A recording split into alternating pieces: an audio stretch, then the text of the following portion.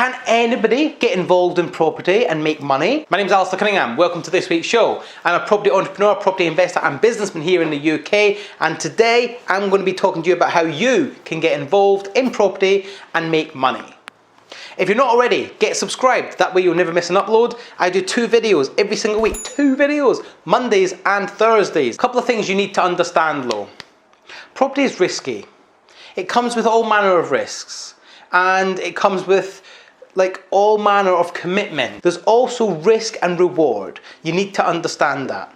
So as a property investor or property entrepreneur, we are all entrepreneurs, because even investors are entrepreneurs. We're risking money to make more money. Fundamentally, that's why we're here. Why are we involved in property? Because property makes wealth. Okay, so number 1, you want to be a property entrepreneur. You need to understand your strengths and weaknesses. What are you good at? What are you bad at? I say this with every business. There is no point struggling to try and do something if you know you suck at it. All you need to do is know what you're good at, understand what you're bad at, and know who to speak to get them to replicate and to help you with the stuff you're bad at. Write it down, because it will be a bit of an eye-opener for you. Be honest, brutally honest, because until you know, you can't fix. What do you want property to help you achieve? How do you want to get there? This is what you've got to understand. You need to know what you want out of property. Because it may be that property is not for you.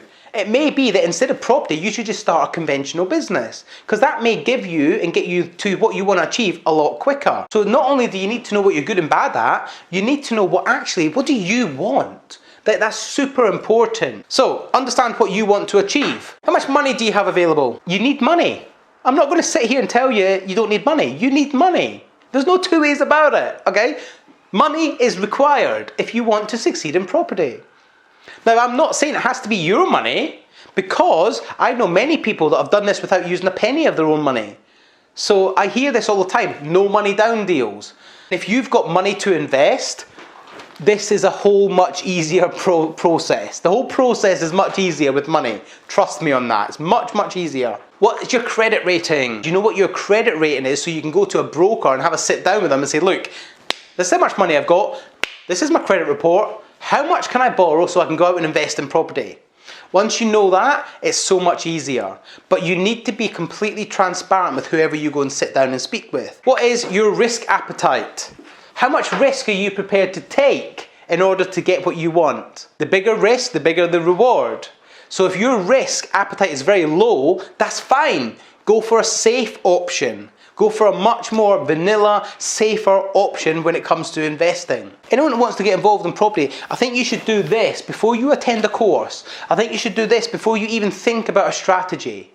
Because you need to understand this. You need to know what you want to achieve out of life and out of business and out of property. Right, so let's just say you've done all of this. You have a really good understanding of where you're at financially and personally. What next? So let's look at the deals that you can potentially get involved in. And I'm going to go in categories. So if you've got very little money, let's say under £10,000, okay? So we'll do from 0 to 10,000. What strategies or what properties can you typically get involved in? There's only 2 buy-in methods or control methods. The first one is rent to rent. Rent to rent is where you take on a property on a rental basis with a legal permission to then rent it out to somebody else. I will do a video about rent to rent in the next couple of weeks, so watch out for that. The other method is lease option agreement. Now, lease option agreements are not for everybody. Again, I'll do a video about this, make sure you watch out for that. They're not for everybody, but if you do them correct, do them legal, and you put the vendor in a situation where it's good for them and good for you, you can certainly do this with very little money. I've done lease option agreements, and every single lease option agreement I've had, I've put less than £5,000 into the deal to get the keys and to get tenants in there. A couple of things you have to be aware of when it comes to lease options: make sure they're legally represented, make sure the vendor, the person that's selling it to you, is legally represented and they're fully aware of their obligations and the legalities that affect them when it comes to lease option agreements. All of these strategies come with risks. You have to understand that. 10k to 20k. Now, I think if you've got 10 to 20,000 pounds, how can you get involved? I think the easiest and the safest way to do it is you could easily just go out and buy a single buy-to-let property. A single property that you're going to rent out to a family, to a single person on a single AST contract. If you put 10 to 20,000 pounds into it, typically you're going to get a 25% mortgage plus buying costs. So I would be aiming to buy the property between 60 and 70,000 pounds. Make sure you buy in a good area with good capital appreciation potential and properties that don't need too much work. You've only got 10 to 20,000 pounds, so obviously you have to be aware of how much you can borrow and what the ceiling price that you can go so that you don't overrun on your budget. If you've got 20 to 30k, I would potentially look at HMO, houses of multiple occupancy. This is where you take a property, you rent it out room by room, 4, 5, multiple AST contracts, you have a management company in place, and then you have tenants that live there week by week, pay rent week by week, all the bills included. Typically will stay between 1 term and 2 terms. A term is 6 months. So typically they'll stay for between 6 months and 12 months. And it's for people that are maybe in the area for work, for studies, or just happen to need somewhere that's cheap, affordable, like an all-in price. So they're very, a great business model, but it does take higher management, okay? Buy, refurbish, refinance. And then obviously flip or refinance. Now you could make it buy refurb into HMO, or you could make it buy refurb into buy to let. It really doesn't matter. Now you could even do buy refurb into service accommodation. So it's just like buy refurb is a great strategy. I've already done videos about this, so watch the videos back that I've done a few weeks ago. I would also tie this in with flips, because you don't always have to keep the houses. Sometimes it's good to sell. Sometimes it's good to do the deal, make the profit and sell. Take the profit out of the deal, then reinvest that. I'm doing one at the minute where I plan to sell it as opposed to keep it, because the numbers work better that way. If you've got more than £30,000 available to invest, I would start looking at bigger stuff, bigger opportunities, deals that are worth more money, potential joint venturing with somebody else to get them to put the same amount of money and you buy a bigger deal. That's what I would look at doing. I would also look at doing development deals like pubs into flats. Now you will probably need more than 30,000 for this, but 30,000, I wouldn't even entertain it.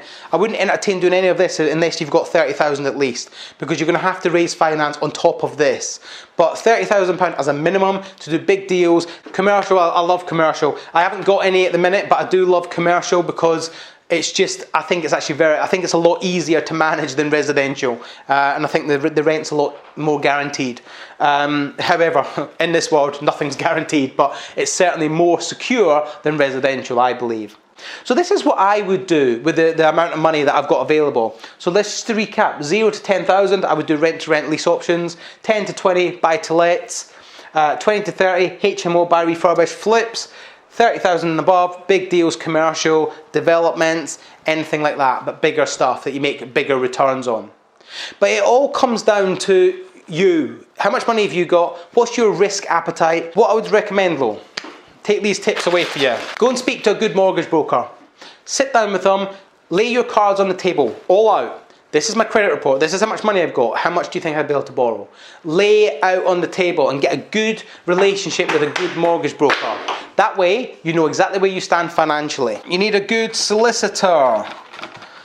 Ideally have a meeting with them beforehand to make sure that they're working to your timescales. You want to have a good relationship with a solicitor because they will delay everything. Honestly, a bad solicitor can ruin the deal for you. Get a good accountant. Make sure that you sit down with them, you speak to them, they understand your personal tax affairs, and that they will advise you the best way to structure buying that deal for the maximum tax savings. It's crucial. This is business, okay? Understand that there's risk. Will it go wrong sometimes? Yes. Will it go right sometimes? Yes. But it will only go and be successful if you keep going, if you keep implementing, if you get educated, if you take risks. If you give up after the first time you lose money, then you're not going to get anywhere. Guys, I hope you found that useful. Again, if you have, give me a thumbs up, drop a comment below, and I shall catch you next week.